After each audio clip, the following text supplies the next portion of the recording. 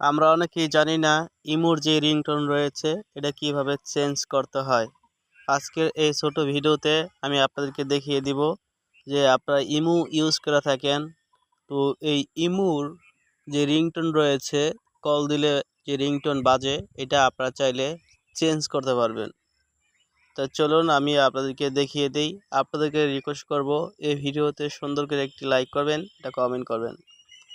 প্রথমে আপনারা ইমোতে ঢুকবেন। তো আমি এখান থেকে ক্লিয়ার করে দিলাম। এখানে ইমোতে ঢুকবো।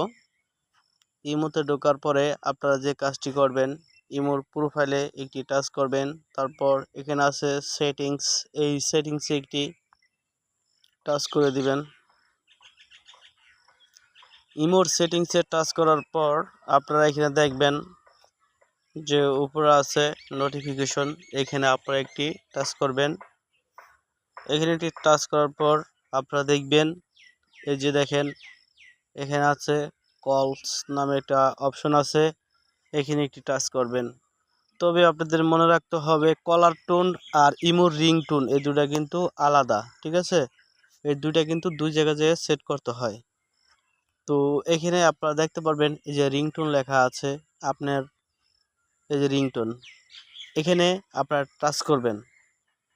টাচ করার পরে এই যে দেখেন ইউজ ফোন রিংটোন, এখানে আপনারা আরেকটি টাচ করবেন।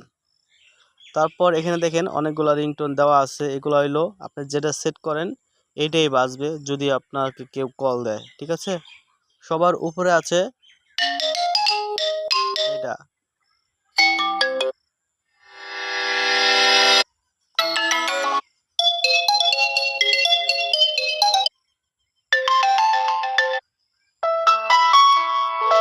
এখন কথা হচ্ছে আপনার পছন্দ মতো আপনি একটি রিংটোন সেট করে দিবেন। তারপর ওকে ক্লিক করলে এটা সেভ হয়ে যাবে, এই রিংটোনই কিন্তু বাজবে। ভালো থাকবেন, সুস্থ থাকবেন, আল্লাহ হাফেজ।